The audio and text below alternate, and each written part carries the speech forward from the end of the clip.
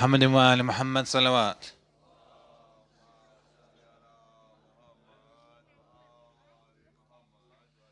Brothers and sisters, we are very fortunate to welcome Sheikh Shomali, who will be speaking to us about inner and outer peace over the next 10 nights, inshallah.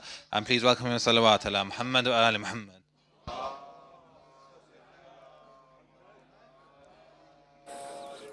Assalamu alaikum wa rahmatullah.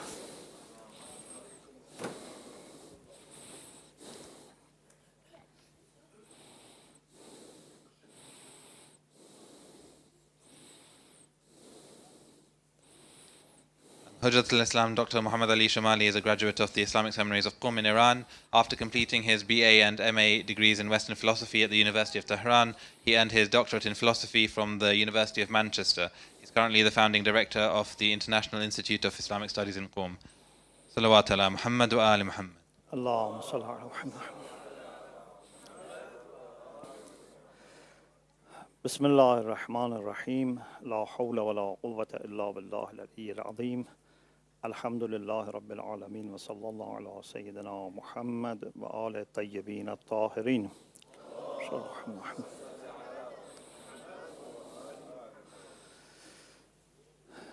Alhamdulillah, I have tawfiq to meet you again, especially in these blessed days and nights of the holy months of Ramadan. So I've been thinking about what would be a relevant and beneficial topic, and ask also some people to share with me their opinion. And then, alhamdulillah, I was somehow directed towards this topic of peace. And then when I was thinking about especially two notions in the Quran that inshallah we want to elaborate. One is salam and one is amn. So when I decided, then it just clicked that it is also salam center. So, so just it organically matched. And also what is interesting is that Laylatul Qadr is also the night of salam. Salamun hiya hatta matla'il fajr. So inshallah, we will try to talk about peace or as-salam and amn in Islam. Both the external part, which can also be referred to as sulh, but also salam and amn have also internal aspect. Tonight I want to share with you some verses of the Quran about salam as a way of greeting. And I'm sure you have read these verses many times, but when you put them together and manage to find the link between them, you see it makes more kind of substantial sense, and you can find that there is a system here. Otherwise, you just think they are scattered. But in the Quran, everything is very much part of a system. So I have put it in this way. Maybe there are other ways also to put them in a system. One is that we find salam as a greeting is the greeting of the prophets. It's not only Muslim way of greeting, or Muslim in narrower sense. It's a greeting of prophets. For example, when Isa ala nabiyyina wa alihi wa alayhi salam was speaking as a baby, as an infant, he said the famous phrase, أعوذ بالله من الشيطان الرجيم قال إني عبد الله آتاني الكتاب وجعلني نبيا وجعلني مباركا أينما كنت وأوصاني بالصلاة والزكاة ما دمت حيا وبرا بوالدتي ولم يجعلني جبارا شقيا. he introduced himself that I am servant of Allah who has given me the book and has made me a prophet, and he has made me Mubarak, a source of blessing. Imam Sadiq says Mubarak means Nafa', someone who is very beneficial. Isa alayhi salam says Allah has made me a source of blessing for people, for anything that comes to my reach, wherever I am. And it's a good quality that we should try to get and ask Allah to help us, that no matter in which part of the world you are or in which, capacity you are dealing with people, you should always try to be a source of blessing for people. People feel that they are fortunate to be in touch with you or to be close to you. And God enjoined me to pray and to give alms as long as I am alive. So salat and zakat are not only introduced by Islam. It's these two are something that we have it in different old Abrahamic traditions than before, but the way might be different, but the principles are the same. And also, Allah made me kind to my mother, and not someone who is harsh. And then he says, وَالسَّلَامُ عَلَيَّ يَوْمَ وُلِدْتُ وَيَوْمَ أَمُوتُ وَيَوْمَ أُبْعَثُ حَيًّا. Here, Isa alayhi salam is saying salam to himself.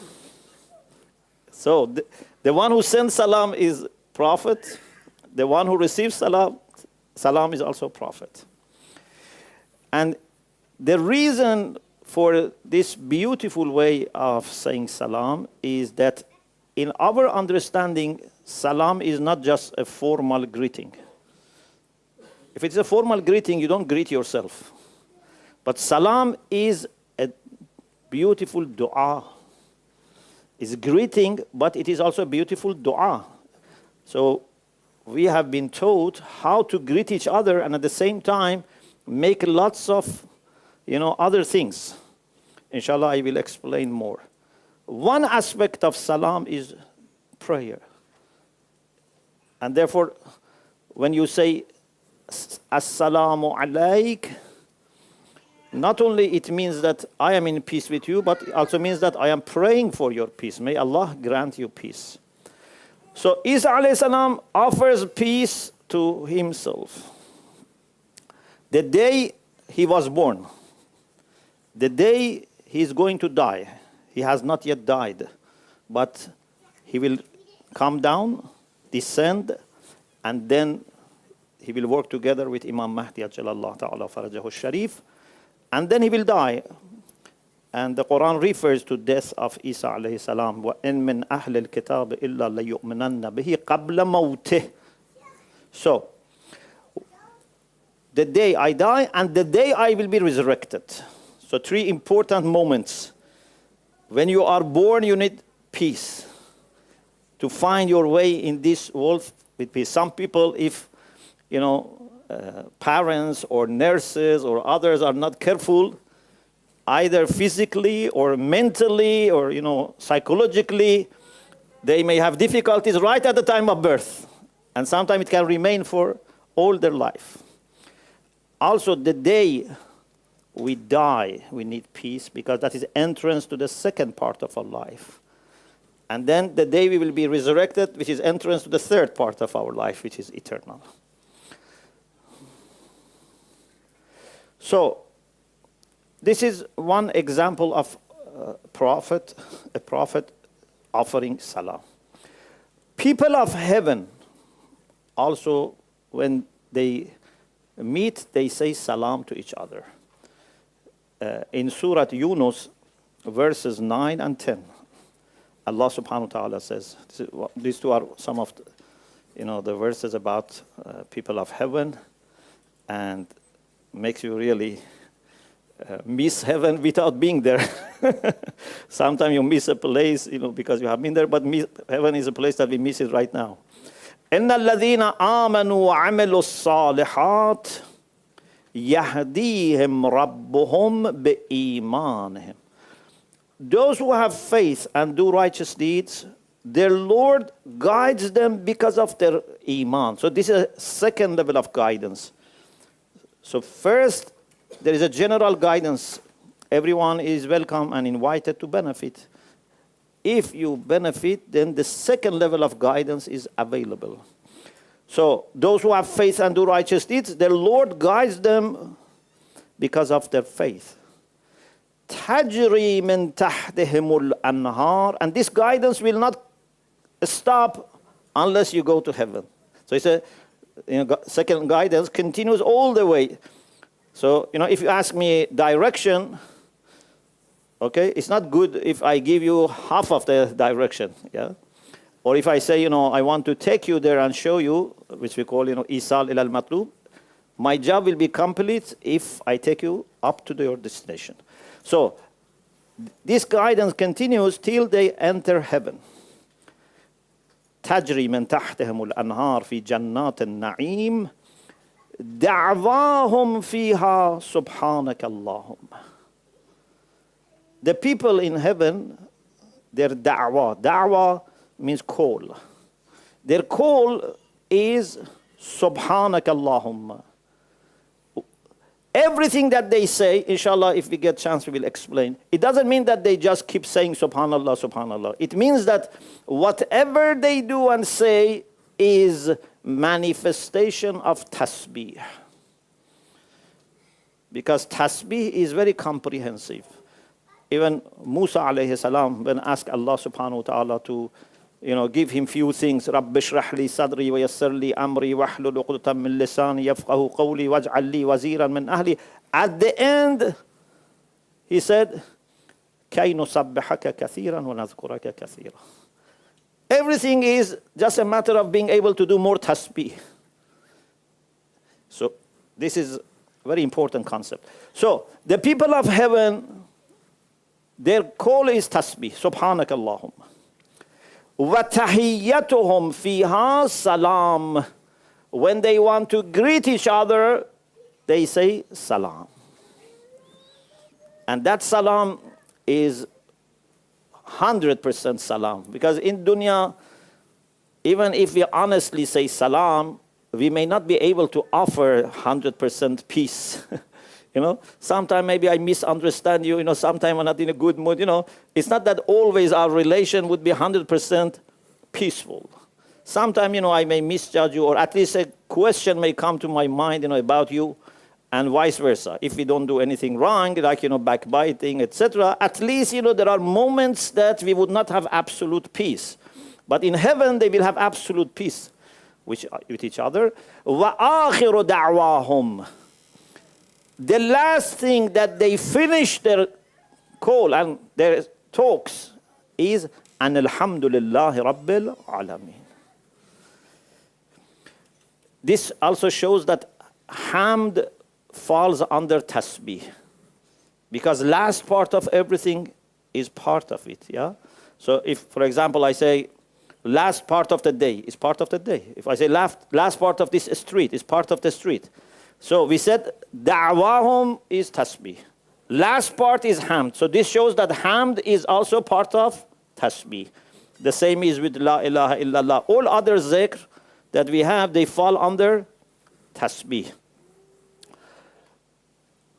This ayah gives you also a format. I feel, I must say this because this format is very beautiful. Tasbih, salam, and hamd. Yeah.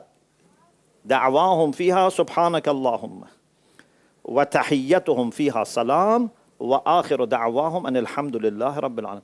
This combination of tasbih, salam, and hamd is very important combination. And therefore we have in the Quran سبحان ربك رب العزة عما يصفون وسلام على المرسلين والحمد لله رب العالمين.